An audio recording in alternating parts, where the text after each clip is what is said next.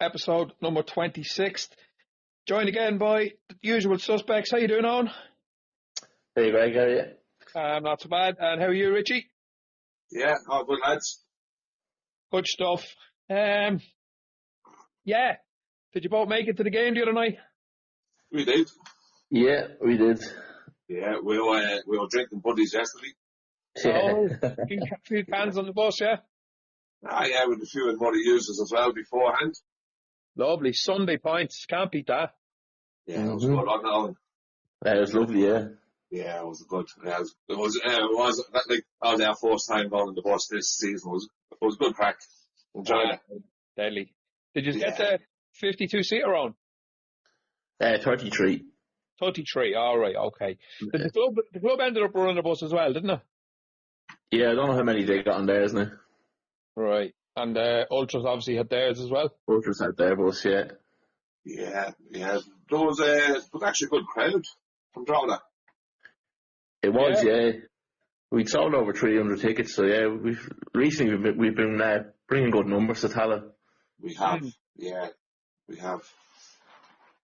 Yeah, no, it looked fairly good on the telly, all right. They didn't really show to draw the crowd that much, but you could hear the crowd quite a lot because I think it's quite close to where the commentary gantry is, so the atmosphere sounded good at times.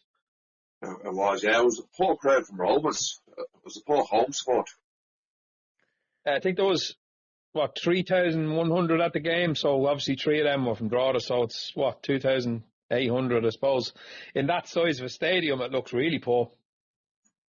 It did, and somebody told me walking out now. I don't know if it's right or not, but I think if they 5,000 season ticket holders or something. I have I'm heard not sure. They've a lot. Yeah, not sure the exact numbers, but it is. It's in around that, I think. Yeah, it was very poor now for a home match on a Sunday night. Do you reckon there's a lot of fatigue, though, as well, with the amount of games they're playing and away in Europe and all that kind of shit? People are maybe just can't afford. Well, I suppose if it's season ticket, you've already paid, but, I don't know. It's a hard one. I was reading some of the just comments online and from Rovers fans and sort of saying that a lot of them just don't seem to be bothered turning up. So it's only Drogheda on a Sunday. We're not going to bother turning up. But some of the games this year, they've had poor crowds now for what they should be. Yeah. Look, you know what? I'm not buying any of their excuses. It was a terrible showing from them. Like for the best team in the country with the best stadium, and you can't rock up to a game in Tallaght. Like, Sunday even at 7 o'clock, there was nothing on. Yeah. They weren't all that electric picnic. Yeah, seeing a few of them comments, all right. Look, I suppose a lot of them in the back of their minds, they're probably thinking the league is wrapped up anyway. Do you know what I mean? And you're kind of making a choice maybe to pick your game. And look, I know if it was either of us three, we'd be season ticket holders and we'd be there regardless. But like, there is a lot of bandwagoners, man. You know what I mean? Yeah. Yeah. No, definitely. And look, I do get that argument all right in a lot of games, and it is expensive to go to matches. Definitely. It's not just the match. It's food before the match. It's travel to the match. But for season ticket holders, there's no excuse. I think a lot of people buy season tickets for Rovers who don't actually fucking go to games. I think there's people from Australia and people from all over the world who are club members, and I think you get your season ticket as part of being a club member. Oh, yeah, I'll get you. Yeah, it's part of the membership deal.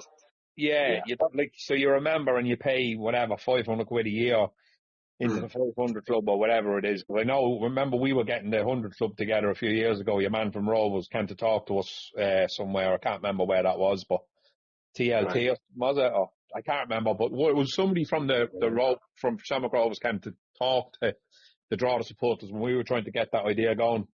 And part of it was, I think with Rovers, you pay so much and you get a ticket. But I think they've members all over the bloody place that probably just can't get to all the games. I'm not making excuses for them either, but I think that is the case.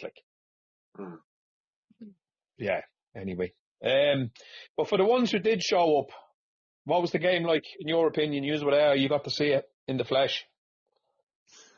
Go for home. Yeah, like, first thing to say, the conditions were fairly brutal.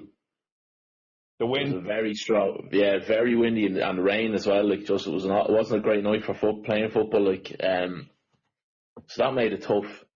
You've probably seen it. Like, that's why we were better in the second half. The wind was with us, made it more difficult for Rovers, evened it up a bit. But yeah, the first half wasn't great. Now, so Rovers had a lot of the ball without really getting too many shots on Dennison. Obviously, barred the goal, but. Which was a decent strike, I thought, but I haven't seen it back. Second half, then, yeah, we came into it a bit more. Obviously, we had to probably talk a lot about this Warren Davis's miss.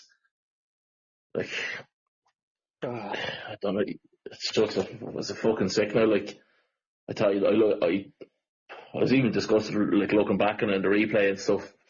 I don't know why he just didn't try with the left foot. Like, right, Lopez is there. If he blocks it, fair enough, but just giving too much time to Lopez to get himself set up again to break the block is just criminal. Well, you're right in saying that. If he had a tucker with his left instead of trying to get it back onto his right, there's no way Lopez was getting anywhere near it, because with his left foot, Lopez was out of the picture at that point. So he would have buried it if he had a hit with his left. I did no fucking doubt there. I watched it about 10 times last night, and it's just like, oh my God. It's the worst miss of his career, if you ask me. He's missed a few in the past, but nothing as obvious as that. Yeah. It was unbelievable. You wouldn't know. He could just be, like, he hasn't scored in a good while. Someone said it might be the Waterford game. It's the last goal he scored. Waterford away. Right. Yeah, no. Start of June. So he might just not be just the height of confidence at the minute either, which probably impacted him too. I really would have thought a player of his caliber would have put that away. There's no excuse. Do you know, probably 9 times out of 10 he does. That's the fucking hard part of it, but yeah. Yeah. Oh, look, right, I suppose we just kind of talk about the first half as well. From my point of view, watching it on the TV, I felt like we were getting overrun. I think we started off all right, and then the kind of pattern develops that has been developing over a few games this season, where we do start off well in games. With 5 or 10 minutes where we're kind of on a par with the away side, and then after 5 or 10 minutes we fall, we start falling back, and we fall back, and we fall back, and we just let Rovers have the ball, and they didn't cut us open at all. They took a lot of pot shots from outside the area, and I think Dennison dealt really, really well with them all, apart from the obvious, the goal itself. But he was fairly unsighted for that as well. I think Keeley was right in front of him. He couldn't see. And it was one of them, you know what I mean? I think it might have took a little nick going through as well. But just that, the overall play in the first half, we didn't offer much. I think Warren Davis had one shot in the first half where McGinty kind of just plucked it out of the sky. There was no big threat there from us. I don't think we offered much, and I think it was the midfield. We were kind of getting overrun, and I think their goal was coming. Yeah, I definitely think so. And look, I think it was everything we expected going up. Especially it was probably a game of 2 halves, wasn't it? Big time, yeah, definitely. It was, and I thought the first half just it was everything I thought it was going to be. Like, we don't lay a glove on them at the minute for some reason. Now I'm just talking about the first half. We just, as you said, Rex, we stand off them a lot. They just look so comfortable, Rovers. And then we got the ball back. They won it back off us so easily. Started again, just was rinse and repeat. But look, the conditions did play a part in it as well. I understand that, but we just never seem to get near them at the moment. And it was just, it played out that way. Second half now, I thought we definitely had a bit of a go with them. But was that a lot to do with Rovers changing the team up as well? They made a lot of changes, a lot of substitutions. Probably Drogs did have a little go as well. But just, I don't know, we just, look, probably the quality shone through, didn't it? What they have. Yeah. Look, I know, again, hindsight 20/20 or 50/50, whatever the fuck. And we've been saying this now for months. And we always give our kind of tuppence worth on who we think should start going on form and, judging on the last game and all that. But it just didn't seem to be the game for Ryan Brennan and Luke Heaney, because neither of them could get anything on the ball. They were there was non-existent. And they were just, I don't know, they weren't even trying to pick passes at times. I don't know what we were really trying to do. Like, we always keep our shape at the back, and obviously the whole team has a decent shape, but we just didn't seem to have any, I don't know, we just couldn't seem to put a pass together. And as you said, Richie, every time there was a loose ball, it went to a Rovers player. If it was a ricochet off somebody, it went to a Rovers player. If it came off somebody and went out for a throw, it was a Rovers throw.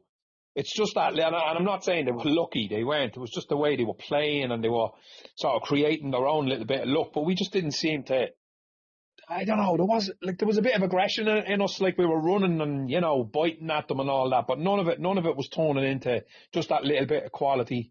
Obviously, Darren Markey, it's a bloody cliche at this stage, but I think, and especially in the second half, I thought he was class. But yeah, you just felt like this isn't going to be a night here. If we can hold out 0-0 until half time, we'll be really lucky, and we didn't. And I for one wasn't very surprised when they scored now, to be fair. No, and it's as I said, I even said it last week, it's a game you go up and you just know how it's going to play out. Like, my expectations went too high going up now. I don't think a lot of people's had too much hope had we gone up. It's just, I don't know what it is, lads. Look, I was quite happy there with a backline, and I always am quite happy with the man of goalkeeper, but I think when you're going to play like some Rovers, or Pats away, or Bows away, I just think we need a bit of quality around midfield that's going to get on the ball and you have to keep the ball. When you have the ball against Rovers, you have to keep it for a while. You just can't give it back to them again, because you just start over again, and they're pounding you. So, I just don't think we have them players at the minute. Yes, you just felt the gap in quality between the two teams last night. And yeah, look, there really was. Yeah, they're gonna win the league, and you can see how they are the best team by a mile. Yeah, and it was no shame us going up there and what happened last night, because they've done that to every team, right? I know Bows beat them 3 times, but that's the local derby, the rivals and that. But they've done that they've done that to Derry up there. They've done that to Pats. They are one of the best team in the country, and they've the best squad. And we're probably walking off a squad of 15 players, are we? I know our squad is bigger, but we've probably the same 15 players every week. Not even that, maybe. The Rovers are walking off a 25-man squad probably, and they're all playing, they're all rotating every week between Europe and league matches and cup matches. So they've just got embarrassed and riches up there.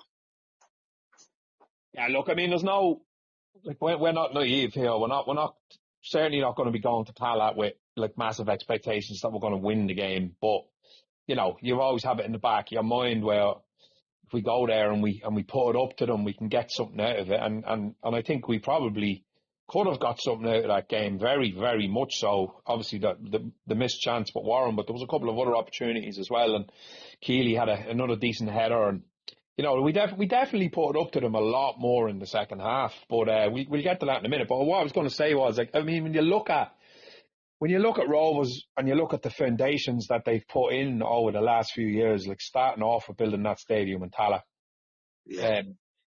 applying for all the sports grants, and everything was because it went to shit for Rovers years ago. They got relegated and they were wandering around the country without a ground and nowhere to play. And I think that probably the only football club in Ireland that could have survived that.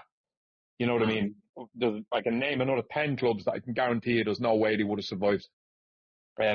Wandering all over different grounds in Dublin, trying to play home games in different grounds, and it was a nightmare for them for years. But you can just see what they've put in place there, starting off with the stadium, and then Roadstone and the Rovers Academy. They're after selling that young lad for $2 million to Arsenal during the week. Yeah. Ozunzuna or something like that is his name. I'm sorry, I apologise, my pronunciation's crap, but he came on last night for a little while, and I mean, he didn't do an awful lot because he didn't get much of an opportunity, but £2 million for the likes of that fella. Unbelievable. Yeah. Yeah, and did you see the interview with Graham Dattlin during the week? I think it was on Off the Ball. Yeah, I did a Yeah, little bit there. I was just going to mention it. Yeah. Yeah, just a few clips on that, and like what he did on with the AstroTurf pitch and the money that they've got back for players they've invested it all back in. Bazunu money, wasn't it? Yeah, Yes. it was $500,000 for Bazunu. Yeah, they put an Astro on it, and your man Victor Ozanvuna has been playing on that pitch, like so. Yeah, he just a whole run of the place, Roadstone, that you mentioned, Greg. So, but the kids say, look, this is open all day, every day for you lads to fucking play in it. You know, and that's what it's all about. You know, they're doing the work at the grassroots level, and it's paying off for them. Yeah, and I mean, they're literally going the length and breadth of the country picking kids to join the Rovers Academy, like. Yeah, And yeah. what? No, do you really have? Because now, when I was playing football in that growing up, like, it was always in Kevin's in Dublin. Yeah. Was the big club, you know, that was the best schoolboy team to go and play for the Kevins. But now it's Rovers, now it's Shamrock Rovers. Yeah, I mean, what parent in their right mind, if you were living within, I suppose, an hour or an hour and a half of Rovers, if they came knocking on your kid's door and wanted to sign them to get them down there and give them kind of opportunities, I mean, you know, it's as far down as probably Wexford, Wicklow, Carlow, Kilkenny, fucking, I don't know, maybe not that far down because that's probably a bit of a hike, but, you know, definitely the East Coast is the kind of like, it's a catchment area for them to attract these young people to go and play football for them. And, you know, I know this isn't a Shamrock Rovers podcast. I don't want to be kind of waxing lyrical about them all night, but you kind of have to put it in perspective where we're coming from as a football club.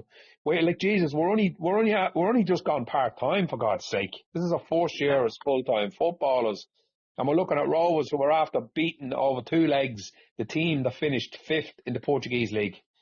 And we were disappointed. We were disappointed not to get a point out of that last night.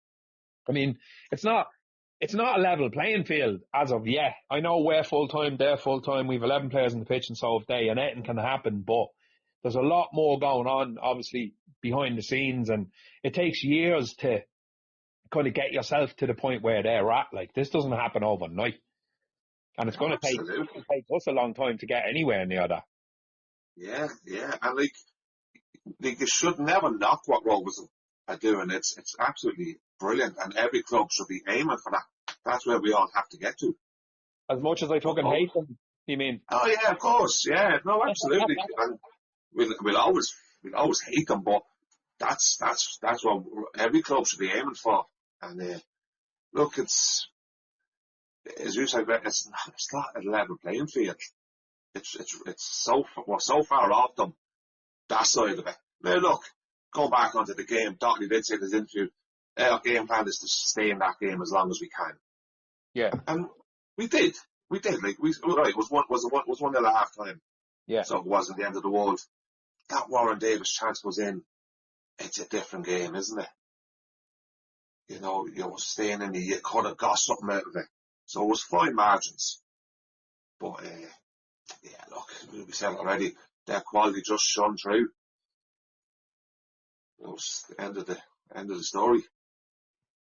Yeah, like, I mean, we were drastically better in the second half, and like, yous can then comment on it a lot more than those of us who didn't make tallaght. But I mean, you couldn't actually see the rain on the TV. I didn't even realise it was raining. But the commentators kept making note of the wind. They kept saying how much the wind was favouring Rovers and how much it was going to favour Drogheda in the second half.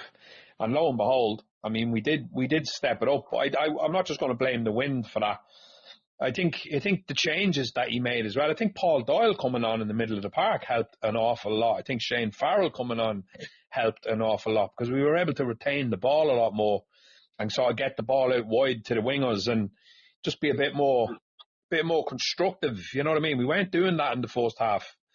I think Darry played well when he was on the pitch. I don't think Thomas Lua had another great game, to be honest with you. I didn't think he was up to much, but I mean, you're on a hiding to nothing going to tallaght, expecting kind of a Lua to, I know, break their lines and work miracles. I mean, he was up against it all night, like.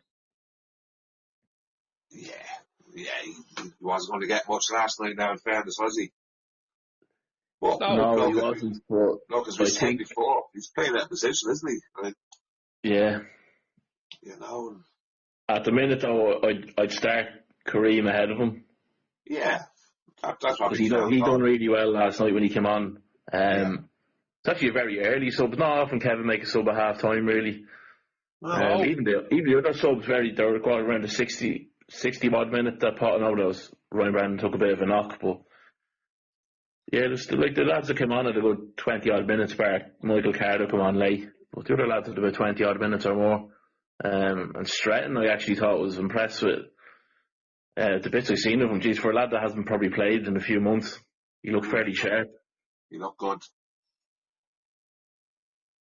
Right.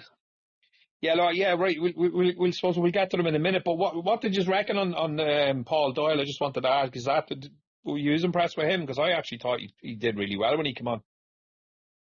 Yeah, and he's the type of player that always looks for the ball, doesn't he? He always wants the ball. You know, look, he did look a bit rusty, and of course he was going to be a bit rusty. He hasn't played in a long time, but he linked up really well with Darren Markey, I thought.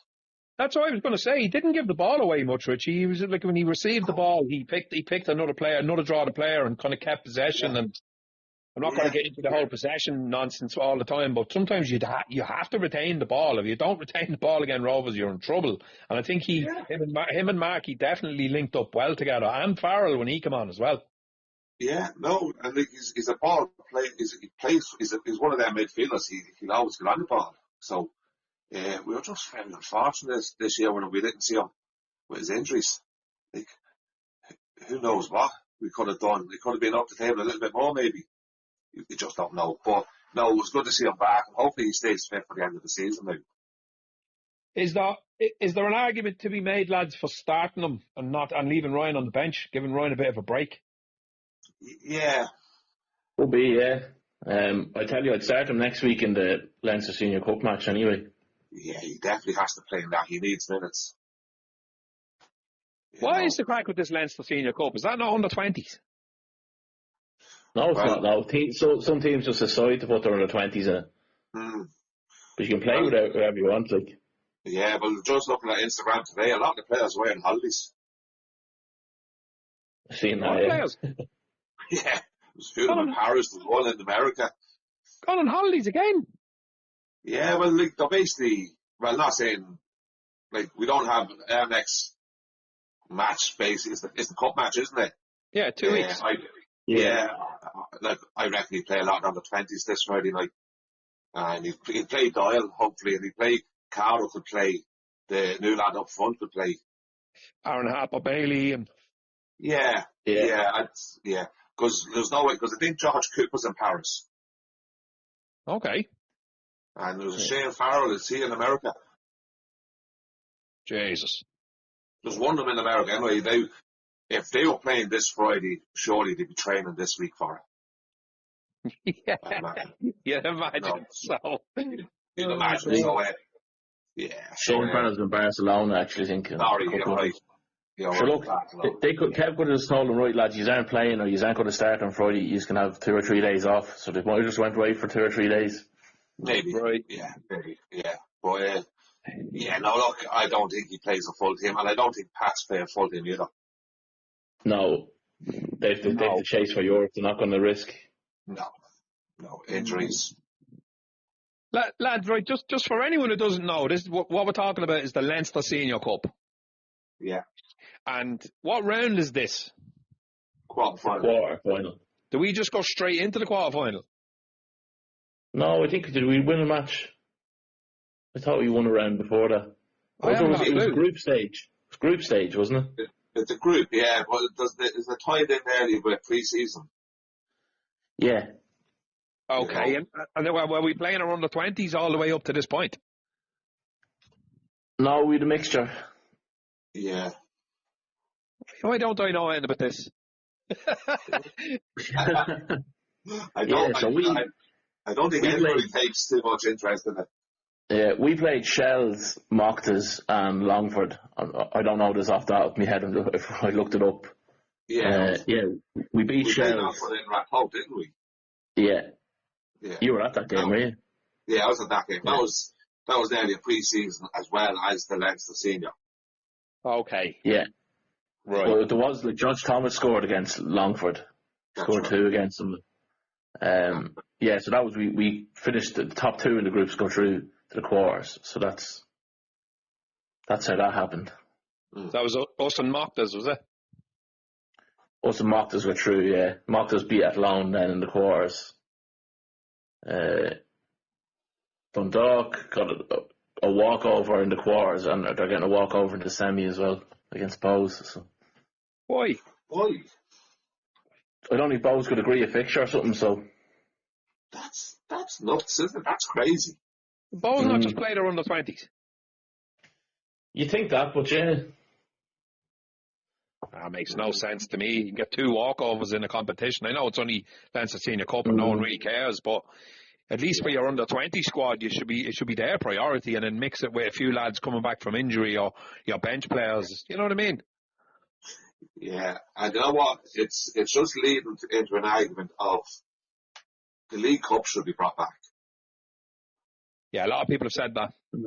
Yeah. You know, because they used to qualify for Europe for the League Cup. Jesus. They draw the winner. Did they beat Rovers that time? Did they get Europe through that? No. We were runners up in the league. Yeah, No, we're second in the league.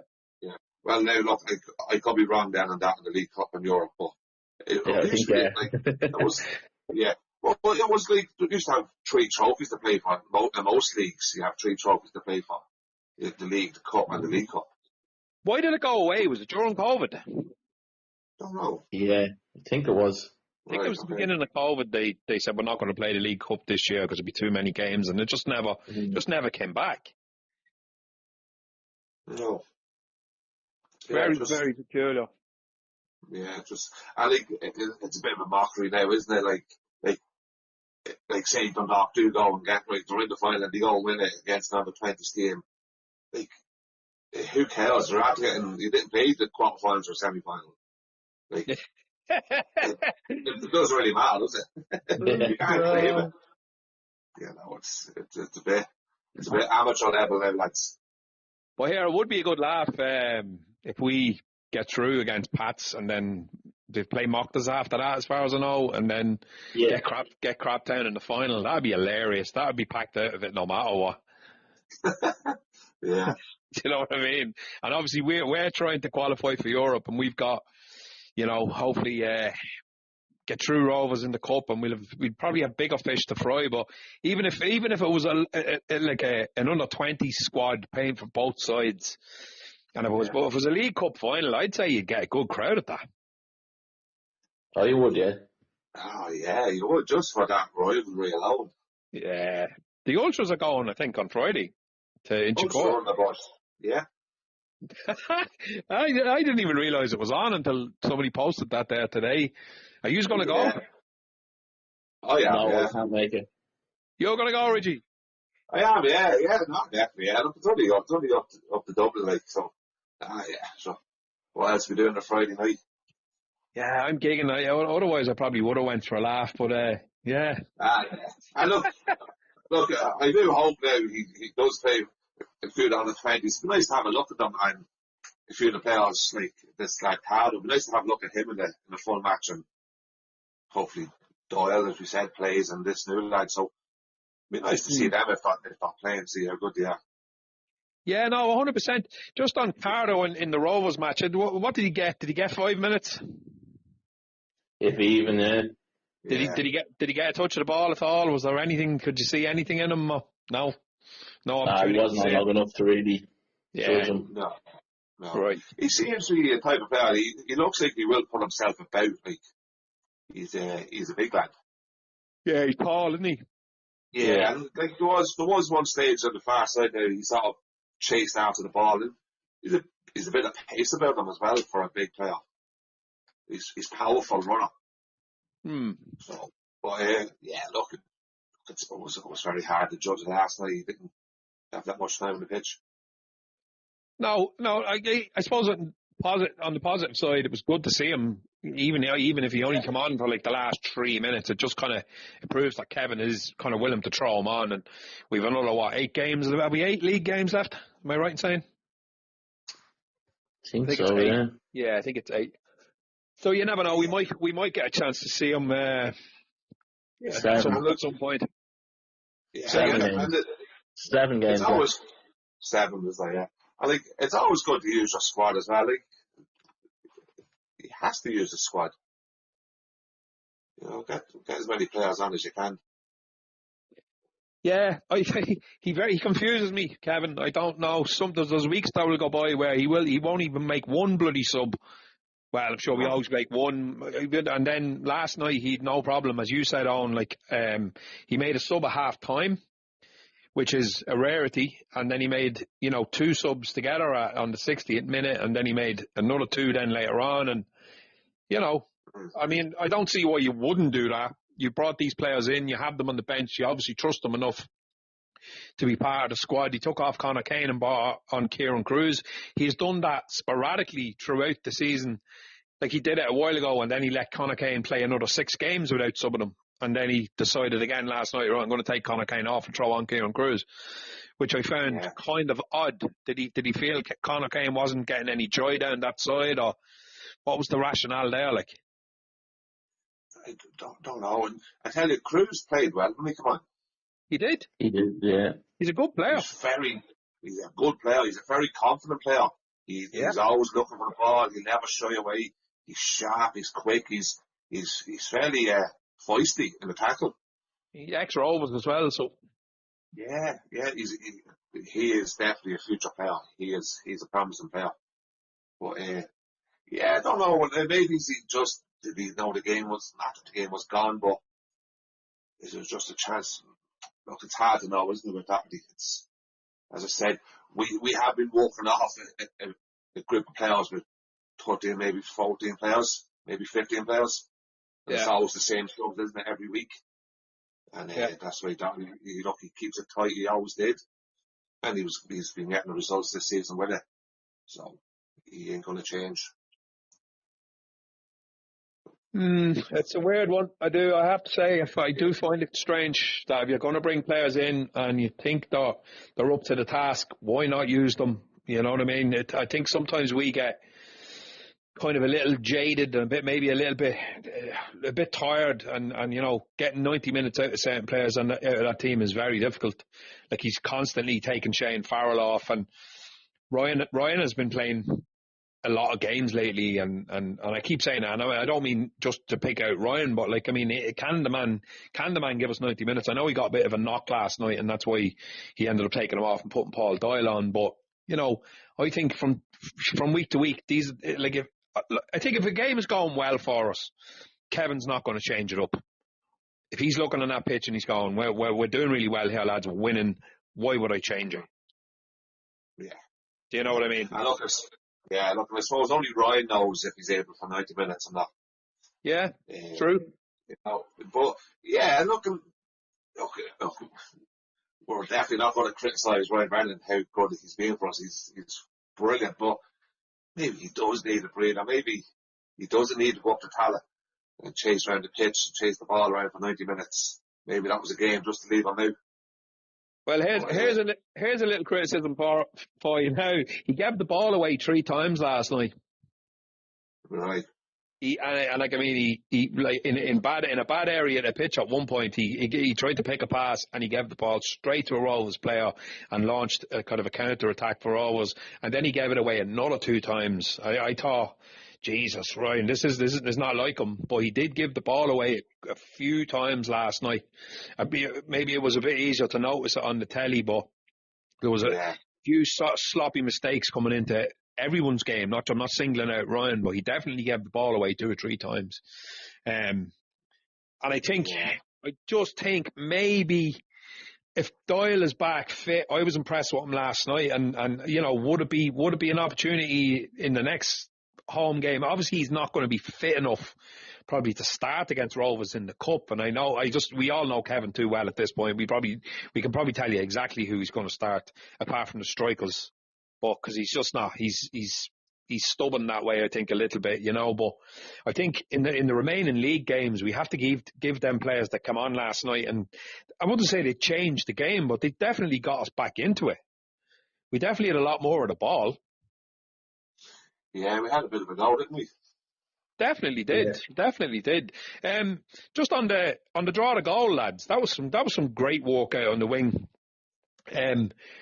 To get the ball into the box for Keeley to score. I know, but it was a bit of a scramble in there, and the ball probably wasn't the best ball in the world into the box, but it landed to the right man, Conor Keeley. He's on six league goals now, isn't he? Yeah, I think so.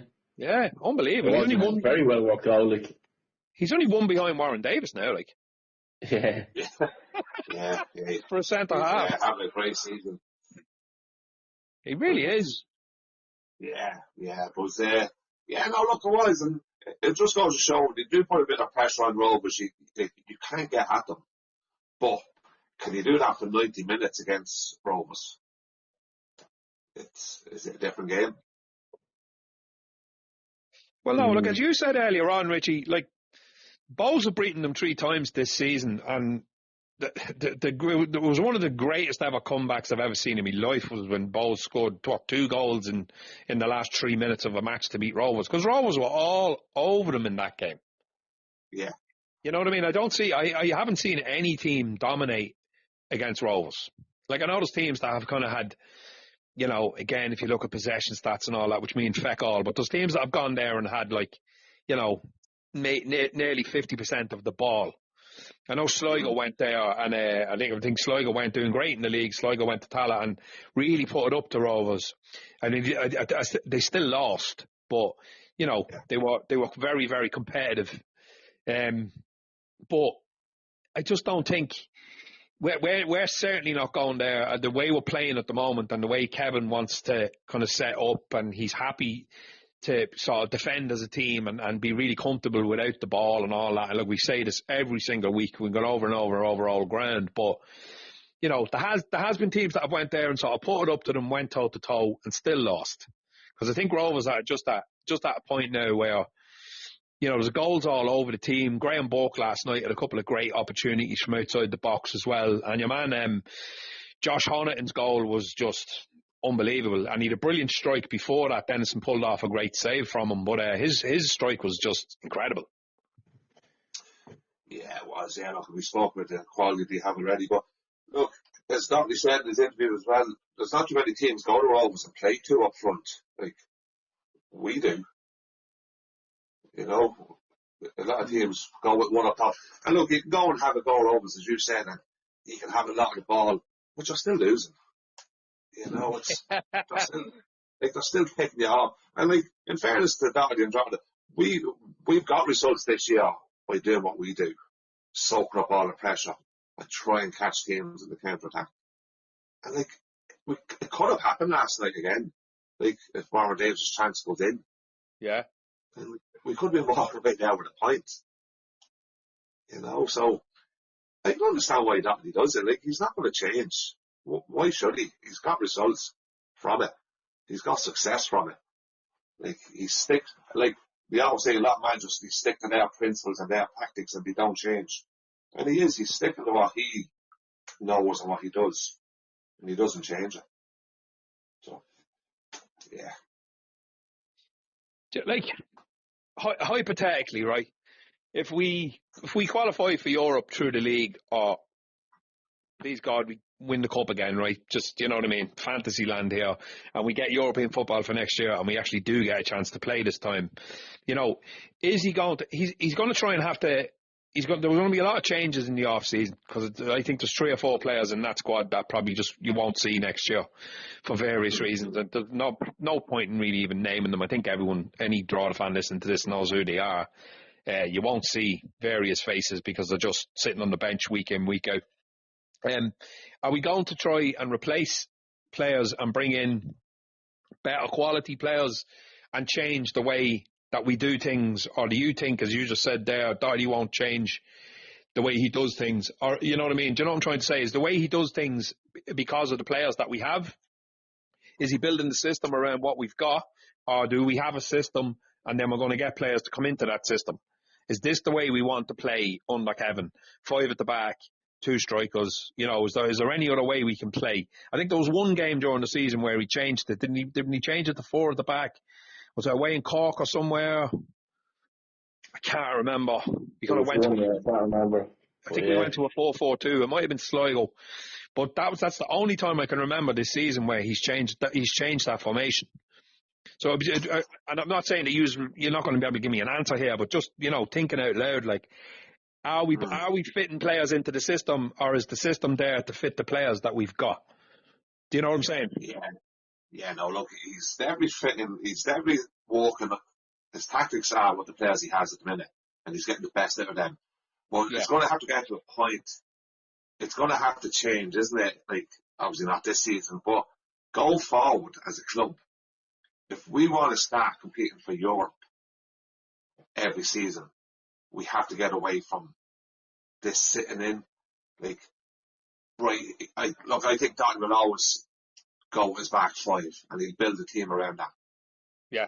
So you're going to need better attacking midfielders, more attacking strikers. Like, you can't keep doing this forever. We can't just go out and sit in every week and hope to get a point or hope to get a win. It's going to have to change. Well, like, it was 3 or 4 more players come in with better quality. Could see that happening. But look, Doherty will always have it. I think Doherty will always play with a back 5. Boga? Yeah, no, I pretty much agree with that. I just think as the quality of the squad improves and all, we will play on the front foot a bit more, I think. It's just a case of finding the right players to do it.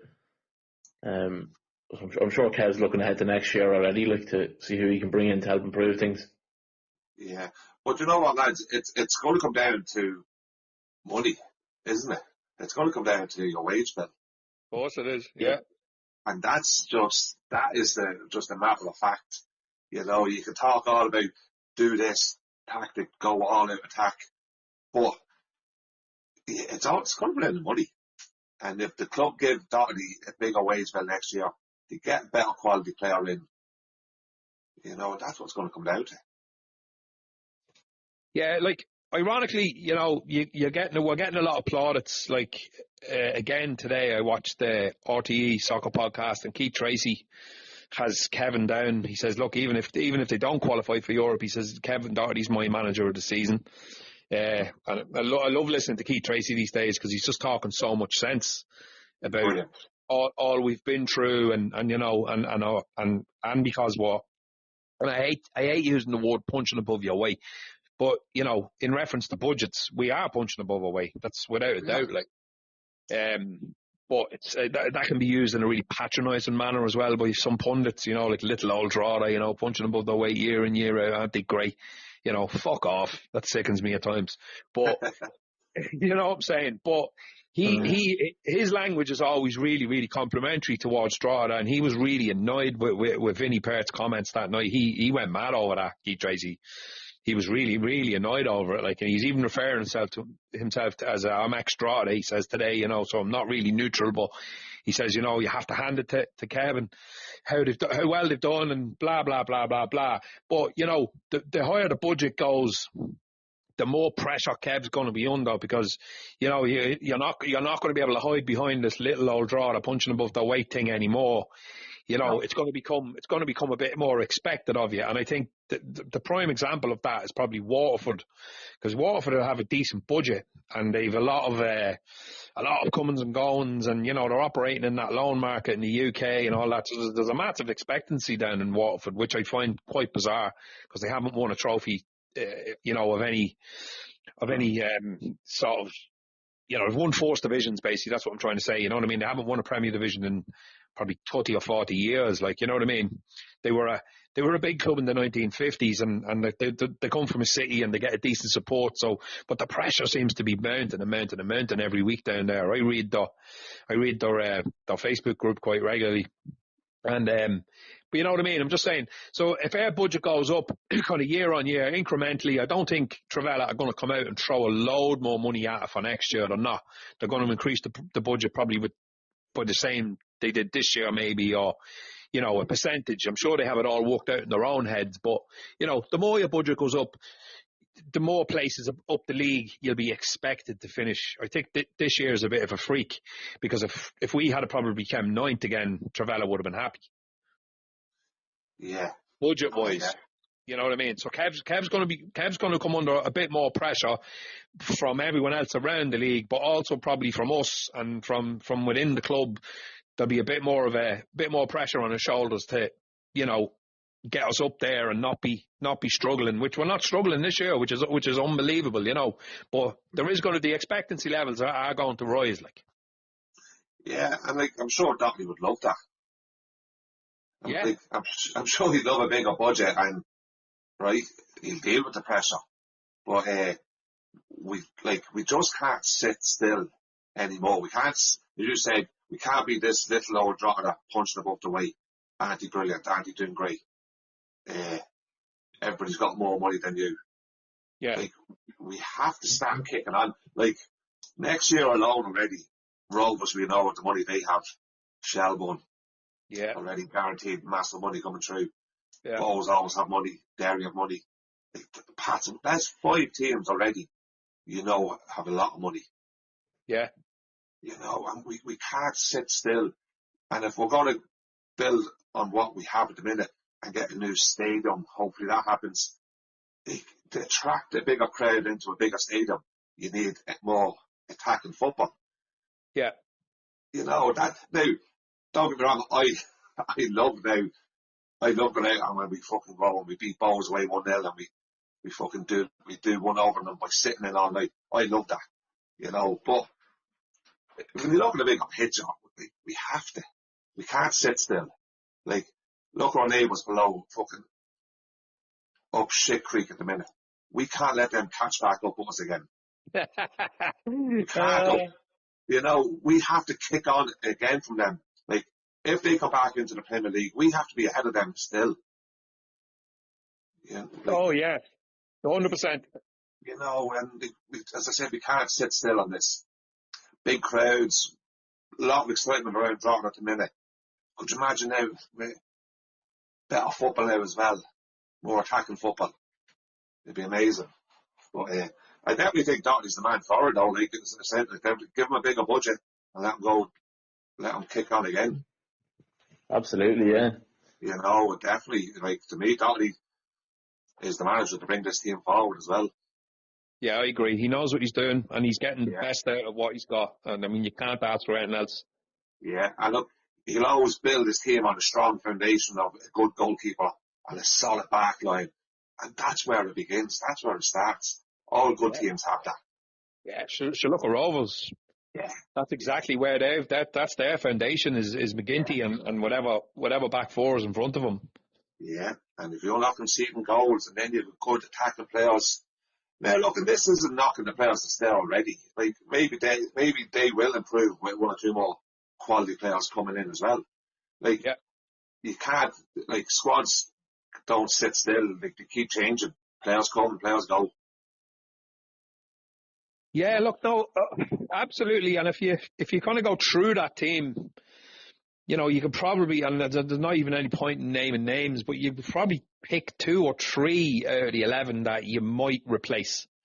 But there's certain players where, like, you know, especially in the back line, the 3 centre halves, I think, are superb from week to week. I mean, I think top 2 would be Keeley and Quinn, and maybe Bulger's a little bit behind them. But he's a bit younger, and again, last year was his first year playing at centre half. He was a bloody midfielder before that, so he'll get better and better as he goes along. And you know, you wouldn't. There is definitely players in that team who, you know, regardless of budget, I think Keeley has been the best centre half in the league all year. And I know I think I posted that on one of the League of Ireland groups, and somebody was saying, yeah, well, you know, he's had a lot more to do, because Drogheda are under a lot of pressure in games. You know, you're sucking up all that pressure and defending for your lives. So Keeley does come out of games looking really, really good, because he's an opportunity to show what he's made of, you know what I mean?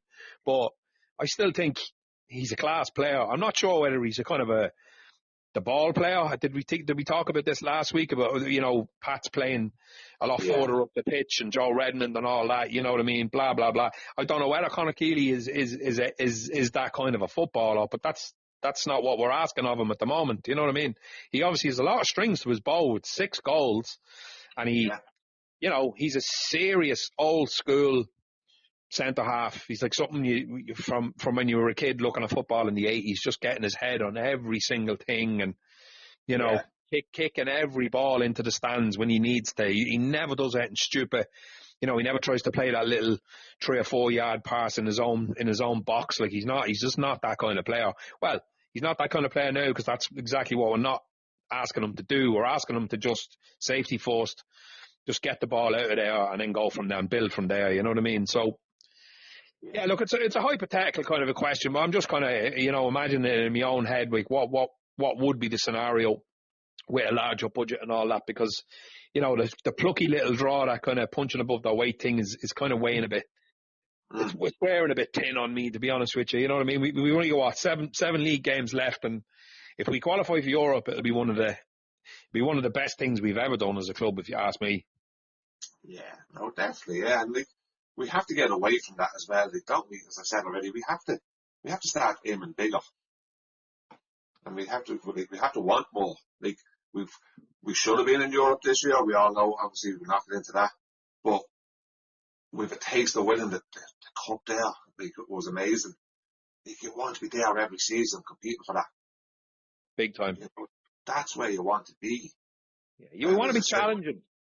Yeah. Yeah. And I don't mean challenging up the top to win it. I just mean you want to be really competitive and have a good cup run, and then pushing for Europe, and then trying to build on that. Same way Pats and Bows and that and Derry are over the last few years, like, because obviously Rovers have won a 5 out of the last 6. And Shell's just kind of came out of nowhere, and that was a bit of a miracle, I think, to be totally honest with you. But they're building on it now. They've brought in some good players, and now they've got European group stage football and all that. That could be us in a year or two, if we play our cards right. Shells are a good example, I think. Mm-hmm. You know, of a team coming up from the 4th division and winning the Premier within a couple of years. Like, it's fairly phenomenal. Yeah, and I'm sure the Drogheda owners are looking at that and said, right, this is possible, because they ain't getting that with Walsall over in England. They're a long few years away from challenging for European football in English football, but they can get it with Drogheda. Like, it's doable. Like, we've now got 2 teams in the League of Ireland in the group stages. It's very much doable.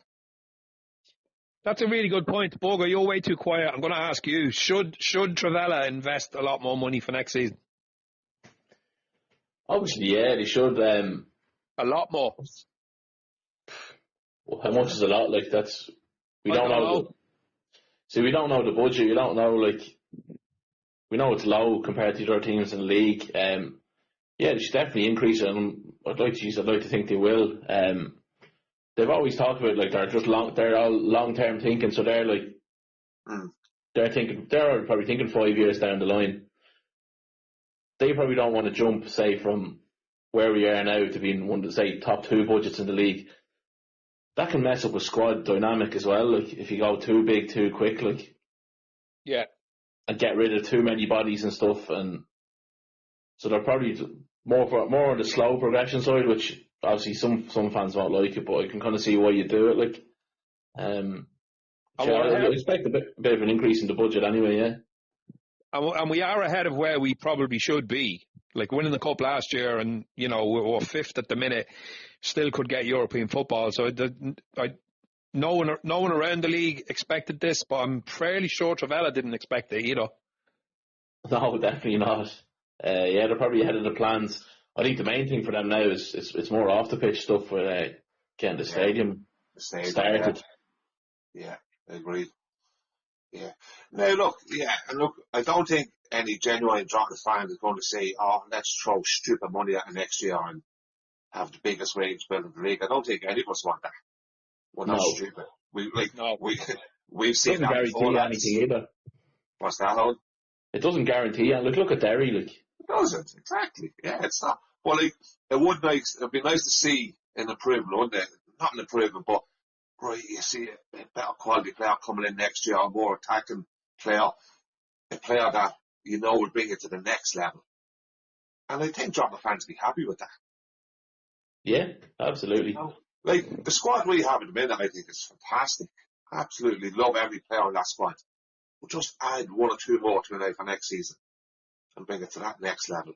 And then slowly do it, obviously, each year. But everything you're right. I think the whole thinking is the stadium, isn't it, at the minute? I think that's the next big thing. I was just about to say, Richie, you took the words out of my mouth. It's a little bit of a catch-22 scenario here. Like, we fill the ground every week, right? It doesn't matter what our budget is, whether our budget's half of what we're spending now or we double the budget for next year.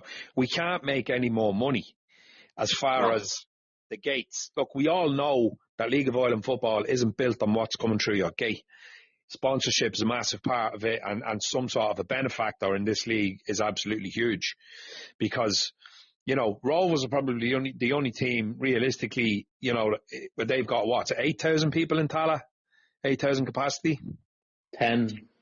Oh, it's 10, right? Okay, so, you know, realistically, say if Rovers are doing really, really well in Europe, and, you know, it makes a mockery of the fact that there was only 3,000 there yesterday, but like, they're the only team, hypothetically, that could probably pay players' wages off the back of their home crowds and filling their stadium every 2 weeks if they could get capacity in at 10,000. But again, they've got like a members club and big sponsorship, and you've seen those LED kind of advertising hoardings around the ground, and, you know, they're doing all that kind of commercial stuff off the pitch, and they're doing it really, really well. Like, Bowes, limited capacity, they can't get any more in. Pats can't get any more in. You know, Cork City, they're going to get relegated, so they're a bit irrelevant to the conversation. Derry's crowds are really falling off. People up there seem to have kind of walked away in disgust at what's happening with Tiernan Lynch and stuff. And your man Philip Doherty is pumping millions and millions into that football club. So, like, I'm really, really hoping. I think we're going about it the right way, because Travella can't say, right, well, we're gonna pump loads more money into this, because it'll just be dead money. There'll be no more money coming back in, and it would be a risk to go, right, we look at what Shells did a few years ago. We could possibly get European football group stages. But so instead of just throwing the money in straight away and risking, I'm not sure how much of a risk it is to them, because they're sort of coming from this billionaire background, but we don't know exactly who's who and where the money comes from and all that. That's all still fairly shady, if you ask me. But, you know, as Owen sort of alluded to there a few minutes ago, they've always said that they want to build the community and they want to build the football club slowly off the pitch and on the pitch. And I think that's my point here.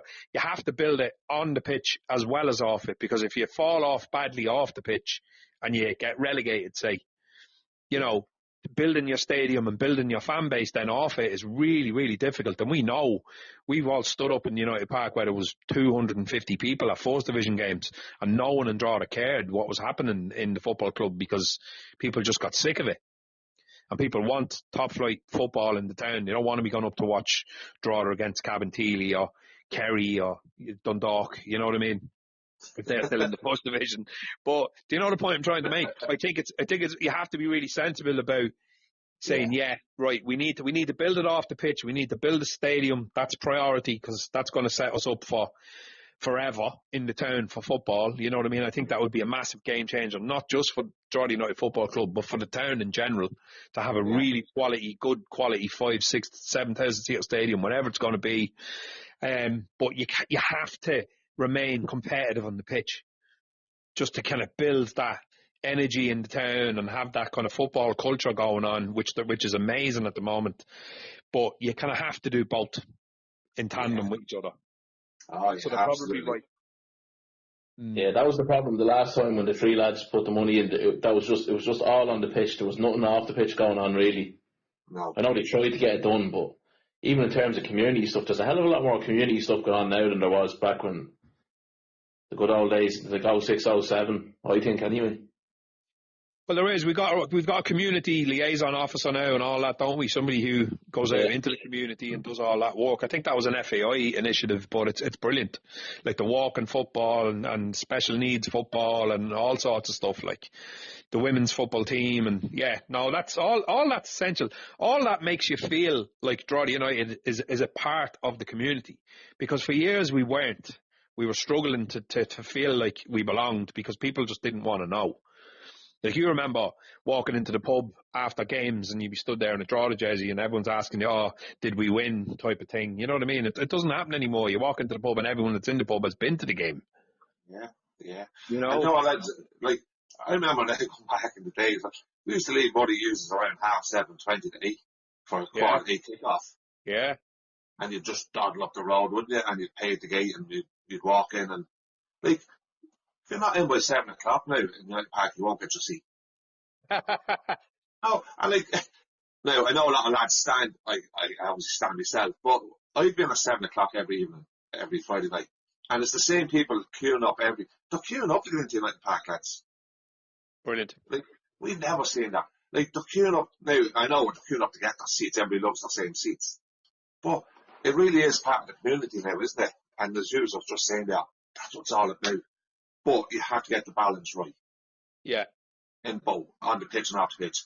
And I think all we want, if we can just compete over the next 4 or 5 seasons in the right half of that table, in the top half, obviously, and get your stadium built at the same time, and do all that groundwork, which is what you're all after saying there, and then, right, you have your stadium, and then you kick on.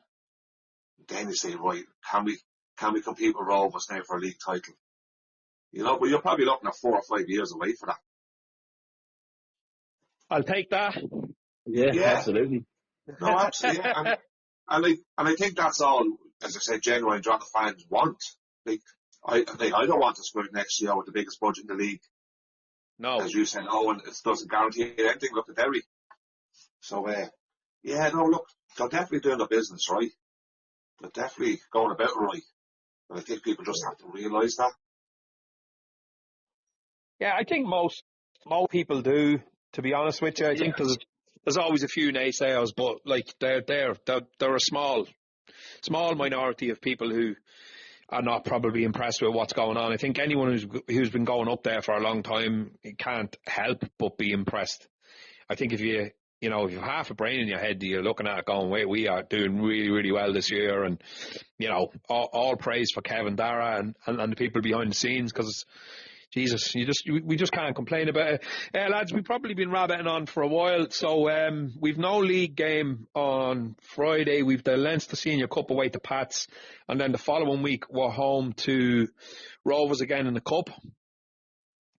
On the Friday, the game is on the Friday, isn't it? The Cup game? It is, yeah. The tickets are out, season ticket holders now. So probably by the time this comes out, they'll be out to general sale if there's many left. Yes, that's true. Wednesday morning, 10 o'clock to go on the general sale. Right. Yeah. Right. Yeah. Right. Yeah.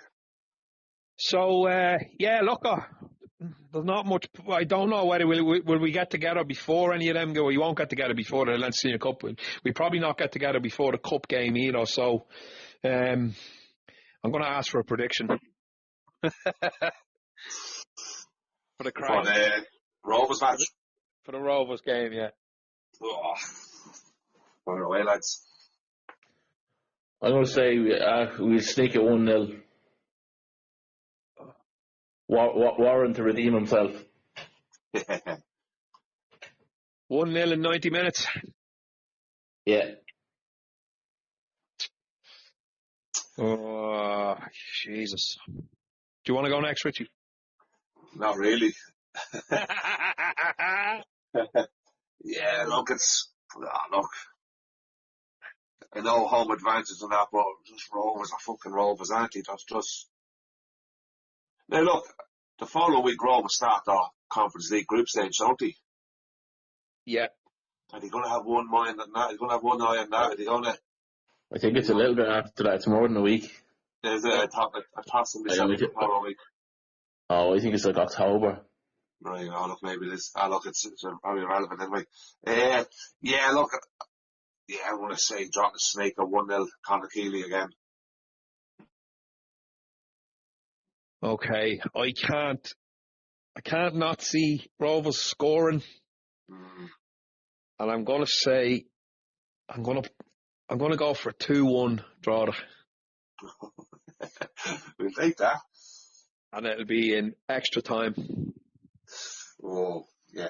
I just hope we give a good account of ourselves, which I know we usually do, but I just hope we don't roll over again for them. Like, we have to start going at them a little bit. It's a cup match, like, we've nothing to lose. It's our cup as well. It's our cup. We can't play for a draw. Like, I just hope we go at them and give them a fucking game, you know. I think we will. Yeah, and look, if they beat you fair enough, but we'll go out with our heads held high if we do go out. Just hopefully give it a good crack. I think we'll go into it all guns blazing. We're at home. It's in the cup. It's our cup. It's obviously it's a little bit of a break from the league. Do what we did against Derry up in Derry. I thought we were absolutely phenomenal up in Derry on that shitty pitch away from home. So if we go in with the same attitude on our own patch in front of our own fans, sold out game, Rovers will have a sellout crowd there as well. No excuses. I think we really will. We'll go for it. Why not? We have to. No choice.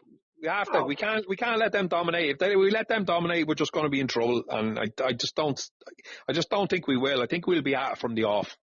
Yeah, just listening to Donnelly's interview down there today, he said, look, we're going to be ready for them. We're going to be ready for the next one. So, right. I think he's got all eyes on Friday week. Brilliant. Just before we go, lads, just to say, did anyone hear anything about Josh Thomas? Anything conclusive? I heard it's not as bad as they thought it was going to be. I think they're saying about 2 weeks, maybe. Wow. Yeah, just a couple of weeks. That's yeah. Hopefully that's all it is. Back on the bench for the Rovers game, maybe. Oof. Barely. I don't know. Hopefully, well, yeah, we'll see. Yeah, well, it's a week already now, isn't it? Isn't it? It's a week. Yeah, it's a week already. So he's another 2. Yeah, fingers crossed. Get on back training and all right. That's great news. Yeah, fingers crossed it is only that. Right, good stuff, lads. Good chat, and we'll be back in a couple of weeks after the Rovers game, hopefully into the next round of the cup. Nice one, yeah. Fingers crossed. Head on. All right, lads. Talk to you soon. All right, lad. Good luck.